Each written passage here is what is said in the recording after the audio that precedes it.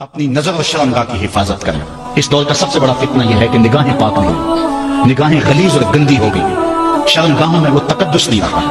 حضور علیہ السلام نے ارشاد فرمایا من زنا زنیا بہی ولو بہی تانے دارے ہی، جس شخص نے زنا کیا یہ عمل اس کے گھر بھی لوٹے گا اگرچہ اونچی اونچی دیواریں کیوں نہیں کرتا۔ یہ مکافات عمل ہے۔ گندم از گندم بروید جو جو از مکافات عمل غافل مشو، گندم بو گے تو گندم کاٹو گے، جو بو گے تو جو کاٹو گے۔ نظر کو تقدس دو، نظر کو پاکیزگی دو۔ حضرت لقمان حکیم کہتے ہیں کہ میں کئی نبیوں سے ملا ہوں، کئی نبیوں سے ملاقات کی ہے، اور میں ان سے دو دو چار چار باتیں جمع کی ہیں، اور ان ساری باتوں کو میں نے جمع کر کے 100 باتیں جمع کی ہیں، اور ان کا پھر میں نے خلاصہ تیار کیا ہے۔ ان میں 8 باتیں الگ کی ہیں۔ ان 8 باتوں میں ایک بات یہ ہے جب کسی کے گھر جاؤ تو نظر کو حفاظت میں رکھو۔ جس شخص کے مہمان بنو، جس کے گھر جاؤ، تمہاری نظر نہ بھٹکنے پائے۔ نظر اگر غیر محرم کو شہوت سے دیکھتی ہے، حدیث میں آتا ہے کل قیامت کے دن جہنم کی آگ سے بھاگ دی جائے، وہ سخت رسوا ہوگا۔ آج میڈیا کی آوارگی اور انٹرنیٹ پہ جو کچھ ہو رہا ہے، ٹیلی ویژن اور سینما جو بدتمیزی پھیلا رہے ہیں، اور موبائل پہ جس طرح بے حیائی کو فروغ ہو رہا ہے، ہم اس کے خلاف پوری قوت کے ساتھ بند باندھیں۔ اپنی اولادوں کے ہاتھوں سے ناول چھین لو، ان کے ہاتھوں سے جو ہے وہ فلمیں چھین لو، ان کی خلوتوں پہ نظر رکھو اور ان کی حفاظت کرو۔ جس شخص کی نظر پاک نہیں ہے اس کے من میں طہارت نہیں آ سکتی ہے، دل پاک نہیں ہے اس کو جو ہے وہ باطن کا نور نصیب نہیں ہو سکتا۔ وائے قوم کشتۂ تدبیر غیر کار تخریب خود تعمیر غیر، از حیا بیگانہ پیرانے کہوں نوجوانہ چوں زنا مشغول تن۔ کتنی حکمت والی بات ہے اقبال نے۔ وہ اپنے دور کا دکھڑا سناتا ہے جس دور سے ہم گزر رہے ہیں، اب تو عجیب حال ہو گئے۔ اقبال کہتا ہے یہ جو میرا دور ہے، جوان تو جوان رہے، بوڑھوں کی نظروں میں حیا نہیں رہا۔ از حیا بیگانہ پیرانے کہوں، بوڑھے لوگوں کی آنکھوں میں بھی اقبال کہتا ہے حیا نہیں رہا۔ نوجوانہ چوں زنا مشغول تن، اور نوجوان عورتوں کی طرح اپنے تن کے ساتھ لگے ہوئے ہیں، اپنے تن کو سنوارنے میں ہر وقت تنگی پٹی میں لگے ہوئے ہیں۔ یہ مردوں کا کام نہیں ہوتا، یہ دلیروں اور بہادروں کا کام نہیں ہوتا، یہ عورتوں کے وظیفے ہیں۔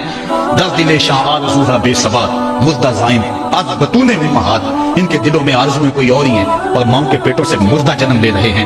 دخترانے ہو بزلف خود اسیر شوخ چشموں خود نماؤ خود تغیر، اور قوم کی بیٹیاں اپنی زلف کی خود قیدی ہو چکی ہیں اور ہر وقت جو ہے وہ اپنے آپ کو آئینے میں دیکھتی رہتی ہیں۔ ساختہ پرداختہ دل باختہ اب رواں مثل دو تیغ آختہ، وہ جو گھر کی رونق تھی، جو آبرو اور حیا کا دوسرا نام تھا، آج وہ دل پھینک قسم کی ہو گئی ہے۔ آہ قوم میں دل سے حق پرداختہ مرد و مرگ خیش را نہ شناختہ۔ اقبال کہتا ہائے قوم کہ جو مر گئی اسے ابھی تک پتہ ہی نہیں چلا کہ میں مر چکی ہوں اور جینے کا سامان نہیں کرتی۔ حضور نے فرمایا ہر دین کی کوئی پہچان ہوتی ہے، میرے دین کی پہچان حیا ہے، اگر حیا نہیں ہے تو دین نہیں۔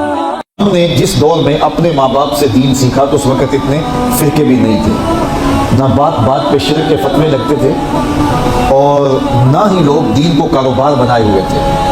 اس وقت کوئی کھڑا ہو کے نعت بھی پڑھتا تھا تو اس کی آنکھیں بند ہوتی تھیں اور تصور مدینے کی گلیوں کا طواف کر رہا ہوتا تھا، اور اگر کوئی پیر طریقت تھا تو اس کا مقصد مخلوق کو اللہ تک پہنچانا تھا۔ لوگوں کا دل اپنی جانب موڑ کے مائل کر کے اپنی جیب گرم کرنا مقصد نہیں تھا۔ اس وقت عالم دین لوگوں کی عقیدتوں کو سمیٹ کر کے گھیر کر کے اپنی عقیدت کے دائرے میں ڈال کر کے ان سے سطحی مفاد حاصل کرنے کا دھندا نہیں کرتے تھے۔ اس وقت عالم دین بندے کو گناہ سے نکال کر کے اللہ کی دہلیز پہ سجدہ ریز کرنے کا کام کرتے تھے، اور آج ہم دیکھتے ہیں کہ فرقہ پرستوں نے اسلام کو توڑ کے رکھ دیا، اور جو لوگ بیچارے اللہ کے حضور سجدہ ریز ہوتے ہیں ان پر شرک کے اور بدعت کے فتوے لگا کر کے ان کو اسلام سے بدزد کرنے کی کوشش کی، اور نعت خانیہ ایک بہت بڑا کاروبار بن گیا اور پیری مریدی ایک بہت بڑا دھندا بن گیا۔ تو اس دور کے اندر اپنی اولاد کو سنبھالنا، وہ طرح طرح کے سوال کرتی ہے، پوچھتی ہے، تو پھر ان کو دین پر مطمئن رکھنا اتنا آسان کام نہیں ہے۔ ہمارے والدین نے ہماری تربیت کی تو ان کے لیے قدرے آسان تھا، لیکن ہمارے لیے اپنی اولاد کو سنبھالنا اور دین کی راہ پہ ڈالنا قدرے مشکل ہے۔ لیکن ہمارے والدین نے جو آسان کام کیا تھا اس کے لیے بھی بڑی محنت کی تھی، اور ہم اپنی اولاد کے لیے کیا اتنی محنت کر رہے ہیں جتنی محنت ہمارے والدین نے ہمارے اوپر کی تھی۔ تو اگر ہم نہیں کر رہے تو پھر ہماری اگلی اولادیں یا ان کی اگلی نسلیں پھر کن ہاتھوں میں ہیں؟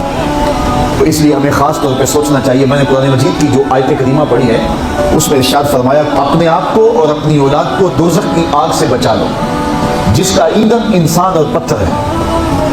تو مجھے اور آپ کو اپنی اولاد کی حفاظت کرنی چاہیے۔ بعض اوقات ہم وطن چھوڑ کے یہاں آتے ہیں اس لیے کہ ہماری اولادوں کا مستقبل ٹھیک ہو جائے۔ ہم خود پردیس کاٹ لیتے ہیں، تنہائیاں کاٹ لیتے ہیں, اذیتوں سے گزر جاتے ہیں, لیکن اولاد راہ مستقیم سے بھٹک جاتی ہے, تو ہم نے ان کی دنیا کی زندگی کی تو سنوار دی, لیکن جو حقیقی ابدی اور سرمدی زندگی ہے جو کبھی ختم ہونے والی نہیں ہے, تو وہ برباد ہوگی. تو ہم نے اپنی اولاد کا بھلا نہیں کیا ہے, اپنی اولاد کا نقصان کیا. تو ہمیں چاہیے کہ ہم اپنی اولادوں کی حفاظت کریں. اور اولادوں کی حفاظت کیا ہے؟ ان کے اخلاق اچھے ہوں, ان کا کردار خوبصورت ہو, ان کے دین کی حفاظت ہو, اور وہ ایک صالح, سچے اور کھڑے مسلمان کی صورت اپنی زندگی گزارنے کی مشق کریں, اور اس کا عملی نتیجہ ہماری آنکھوں کے سامنے ہے. میرے حضور نے ارشاد فرمایا کہ اپنی اولادوں کو 3 چیزیں سکھاؤ. پہلی چیز حب نبی کو, اپنی اولاد کو نبی کریم علیہ السلام کا پیار سکھاؤ. دوسری چیز وحب اہل بیت, اور حضور کے اہل بیت کا پیار سکھاؤ. اور تیسری چیز تلاوت القرآن, انہیں قرآن مجید کی تلاوت کرنا سکھاؤ. یہ 3 چیزیں آپ اگر بچپن سے ہی اپنی اولاد کے اندر داخل کر چکے تو پھر آپ کامیاب ہوئے. یہ بات ذہن میں رکھیے کہ ہم اس وقت متوجہ ہوتے ہیں اولاد کی تربیت کے لیے جب وہ ہمارے ہاتھ سے نکل چکے ہوتے ہیں. ہمارے گھروں میں ہماری صبح کا آغاز قرآن مجید کی تلاوت سے ہو, تو پھر خیر و برکت کے قافلے ہمارے گھروں میں اتریں گے.